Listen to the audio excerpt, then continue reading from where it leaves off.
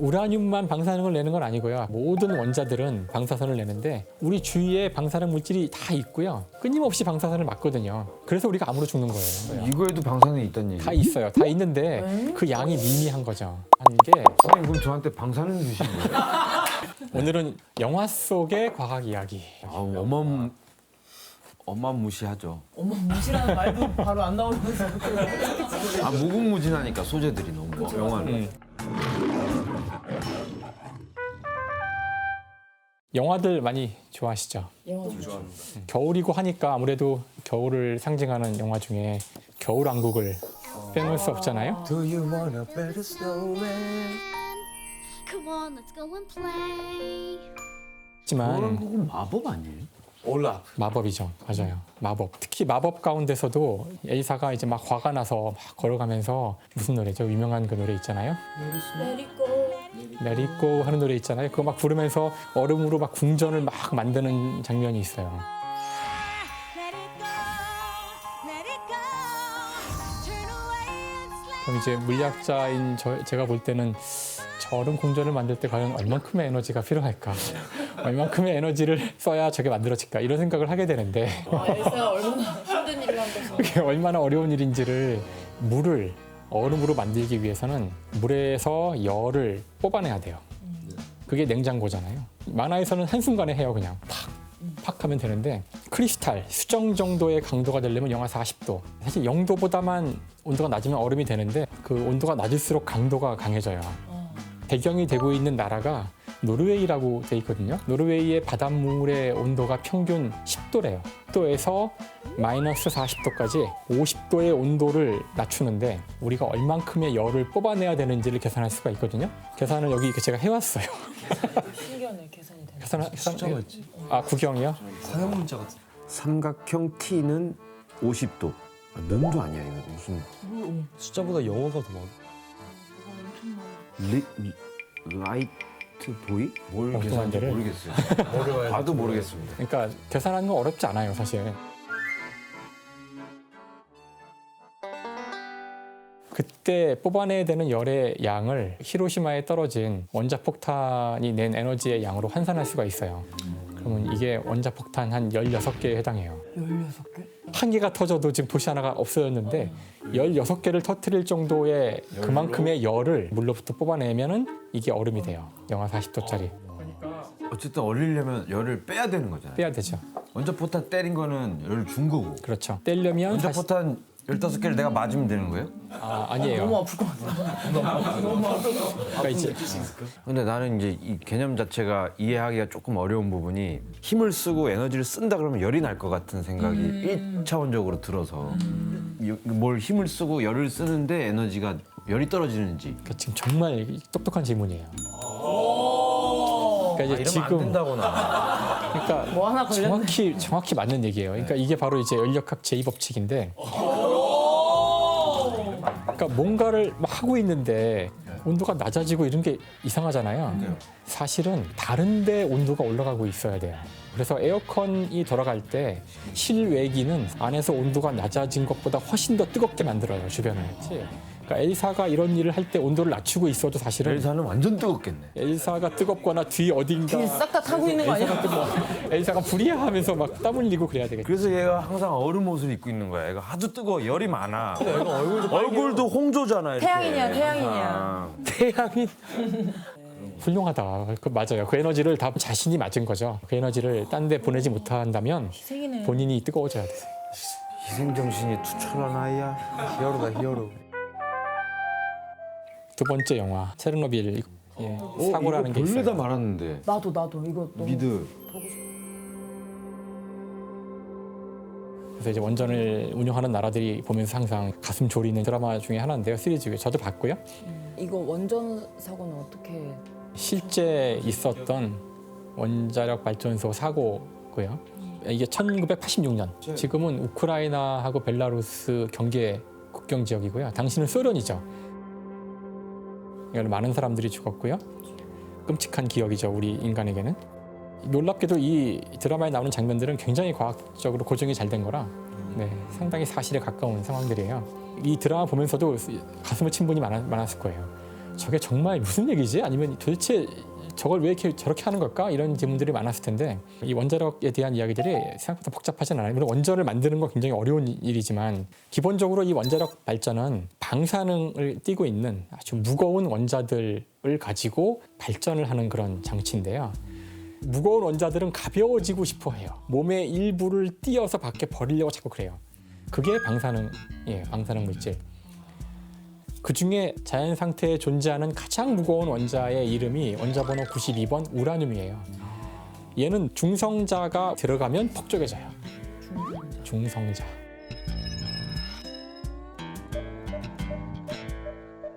눈에 안 보이는 너무너무 작은 거라고만 아시면 되고요. 그냥 중성자가 있다 이러면 돼요. 근데 이게 그냥 폭 쪼개지고 끝나는 게 아니라 쪼개질 때 중성자가 또 나와요.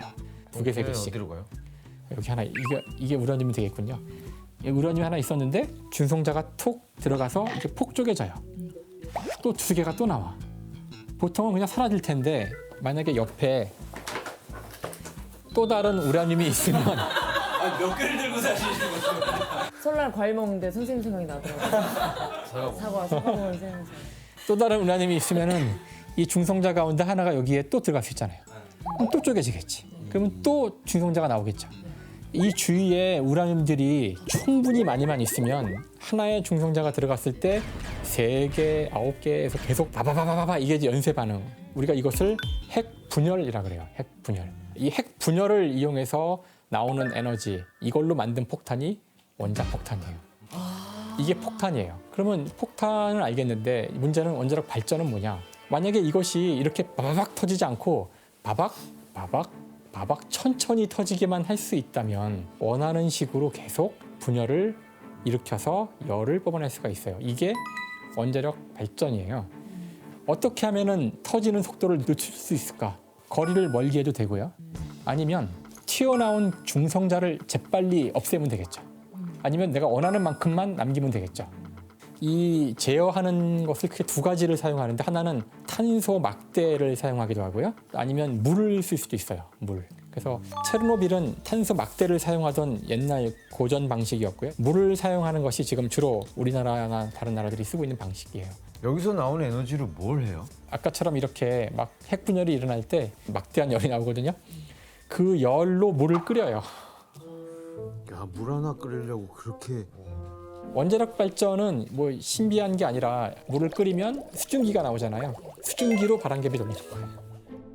물 하나 끓이는 열 하나 만들려고 이렇게 그러니까. 원자력을 그럼요. 원자력은 물을 끓이는 거예요. 막 드라마나 이제 영화 보면 원전 피해자들이 기형아를 출산한다거나, 방사능으로 인해서. 막 코피가 막 갑자기 난다거나 막 이러잖아요. 아까 제가 여기서 이제 우라늄 같은 원자핵이 분열할 때 막대한 에너지가 나온다 그랬잖아요. 열도 나오고요. 이 모든 행위는 사방으로 뭔가 내보내요. 그게 방사선이라는 거예요. 눈에 보이진 않아요. 그게 무서운 건데 아주 작은 입자들이 날아와서 내 몸을 다 뚫고 지나가는데 그냥 지나가면서 여기저기 세포들을 막 죽이고 내 세포에 있는 DNA를 건드리는 것들이 있는데 DNA가 부서지면 몸의 회복이 세포가 안 돼요. 분열을 하고 할 때 돌연변이가 생기기 시작해요. 특히 이제 생殖 세포에 있는 DNA가 망가지면 이제 아이를 낳았을 때 기형아가 나온다거나 일단 기형아가 나오면은 그다음부터는 DNA가 이미 망가진 상태이기 때문에 대를 이어 계속 문제가 생기고요. 그러니까 사실 여기 확률 게임이에요. 원전 사고 난 데서 즉각 앞에서 바로 방사능을 쬐면은 바로 죽어요. 역시 재수가 없으면 돌연변이가 일어날 확률이 커지고 그 돌연변이 가운데 재수가 없는 것들이 암이 돼요. 너무 무섭다. 무섭죠. 우리는 어쨌든 맞은 적이 없잖아요. 아니에요. 지금도 맞고 있어요. 방사능을요? 자, 우라늄만 방사능을 내는 건 아니고요. 모든 원자들은 방사선을 내는데 우리 주위에 방사능 물질이 다 있고요. 끊임없이 방사선을 맞거든요. 그래서 우리가 암으로 죽는 거예요. 이거에도 방사능이 있다는 얘기. 다 있어요. 다 있는데 그 양이 미미한 거죠. 한 게 선생님 그럼 저한테 방사능 주신 거예요? 방사능을 2개씩이나 우리 방사능이 그것도 큰 방사능을 지금 두 개씩 이거 무거워서 주시는데 이거 지금 방사능이 싫으면 물질이 없는 데 가면 없어요. 그 방사선들이 다 성격이 달라서 대개는 멀리 가지 못하고요. 여기 이 물질이 방사능을 띠고 있다고 해도 이 정도 거리에 있으면 보통은 안전해요. 제일 안 좋은 거는 방사능을 띤 물질을 내가 먹는 거죠. 모르고. 근데 보통 먹으면 그냥 밖으로 나가기 때문에 문제가 없는데 어떤 것들은 흡수돼서. 흡수가 돼요. 그런 것들 중에서 방사능이 센 것들이 이제 위험한 건데 세슘 같은 거. 세슘? 이름도 세슘이네. 세슘? 얘는 완전 세슘. 글슘. 그다음에 요오드 이런 거. 요오드 같은 게 사람 몸에 필요하거든요. 방사능을 금방 잃어버리는 물질이긴 하지만 그걸 내가 먹었을 때에는 내 몸의 일부가 되거든요. 그럼 얘가 계속 방사능을 내니까 그래서 요오드가 문제가 될 때 요오드를 왕창 먹으면 돼요. 방사능을 띠지 않는 오염이 안 된 요오드. 그걸 왕창 먹으면 그 요오드가 방사능을 띤 요오드랑 뒤섞여서 몸의 일부가 될 확률이 적어지는 거죠. 그래서 요오드를 많이 갖고 있는 음식이 바로 미역. 그래서 이제 그 방사능 사고 났을 때 막 미역 많이 먹으라 그러고 했던 이유 중에 하나가 네. 원전 얘기하다가 이제 이게 에너지 얘기니까 사실 큰 에너지가 이제 많이 나오는 영화가 스타워즈죠. 스타워즈 스타워즈는 광선검이 제일 갖고 싶어요. 광선검. 광선검. 근데 일단 그것부터 생각해 봅시다. 왜 광선검을 쓸까요? 이 사람들은 총 쏘면 되는데. 다 자르려고. 멋있어. 상품화해서 팔려고. 아 상품에서 팔려고. 맞네. 애들이 광선검 사줘.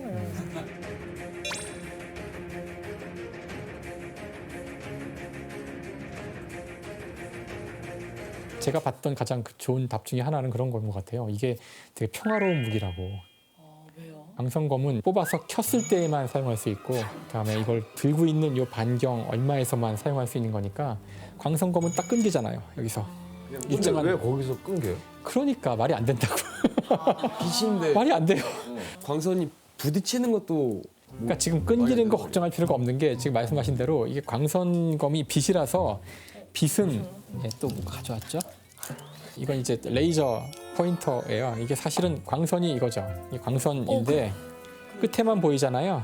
그래서 이게 광선검이에요, 사실은. 근데 눈에 안 보이죠? 여기 연기 같은 거 있으면 네, 맞아요. 연기를 가져와 주세요. 오늘 뭐 난립니다. 드라이 아이스. 드라이 아이스는 굉장히 낮은 온도라서 이걸 부으면 뜨거운 물을 붓는 거라서 막 불부가 끓을 거고요. 그러면서 여기서 연기가 날 거고 그 연기를 만들어서 광선검 만들려는 게 저희. 일단 이 정도만 나와도 이제 이게 보여요. 이게 쏘면 아까하고 달리. 우와! 광선검이다. 우와, 왜? 한번 해보세요. 여기 드릴게요. 여기 자 I'm your father. 연기를 관통해야 보이거든요. 안 싸워져.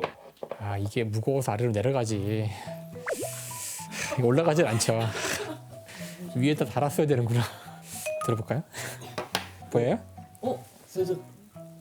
좀 낮춰볼게요. 더. 오, 되네. 훨씬 잘 보여요? 절대 싸움은 없고 정말 평화로운 검이네. 왜냐면 이거 싸우려면 품이 너무 많이 들어요. 차라리 이때 그냥 안에 주먹으로 치는 게 낫겠어. 드라이 아이스도 준비해야 되고 그러니까. 싸우려면 물도 있어야 물도 돼. 있어야 되지. 서로 들어줘야 돼. 맞네, 평화의 무기네. 불도 꺼야 되지. 뭐 평화로운 무기예요. 그러니까 지금 아까 얘기한 대로 이게 좀 레이저인데 레이저도 빛이에요. 그러니까 빛은 저희가 지난 시간에 배운 파동이에요. 진동, 눈에 보이지 않지만 진동. 소리를 가지고 싸울 수 있을까요? 여기서 아 하고 여기서 아 하면 두 개의 안은 서로 그냥 소리로는 싸움이 되죠. 말싸움이 굉장히 요즘. 기분 제일 나쁜 네, 거다. 기분 제일 나쁘고. 소리처럼 이것도 파동이에요. 그래서 이렇게 쏘면은 서로 그냥 지나가요. 이렇게. 그러니까 이렇게 뭐 영화에서처럼 댕댕 이거는 그래서 이 레이저는 그나마 굉장히 잘 안 퍼지는 빛이라서 이걸 이용해서 우리가 달과 지구 사이의 거리를 재요. 달에 거울이 하나 있어요. 어떤 거리를 재려고 거울이요? 진짜요? 아폴로 15가 갔을 때 거울을 놓고 왔거든요. 그 거울을 향해서 지상에서 레이저를 쏴요. 그래서 그 거울을 맞춰서 반사해 오는 빛을 재서 거리를 재요. 그거 하려고 네, 놓고 하려고 갖다 놓고 왔고요. 달에 갔다 오지 않았다고 하는 사람들이 있을 때 이제 하는 얘기 중에 하나인데. 와, 그 아폴로 11호 그 조작이 아니었던 거예요? 아 이거 또 해야 돼요? 오늘 수업은 어떠셨어요? 나는 원자력 발전소가 굉장히 뭐 되게 거창하잖아요. 어쨌든 그쵸. 우리로서는 상상할 수 없는 뭔가 실험들이고 무슨 장소인데 물 끓이는 열 하나 만들기 위해서는 저는 모든 게 다 방사능이라는 게 다시 한번 놀랐어요. 아, 어디나 있어요. 어디나. 그러니까요.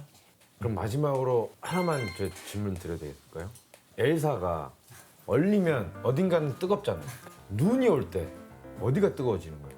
아, 하늘에서 얼음이 내리잖아요. 주변 공기가 뜨거워지는 거죠. 추운데? 눈 올 때는 공기가 뜨거워지는 거예요?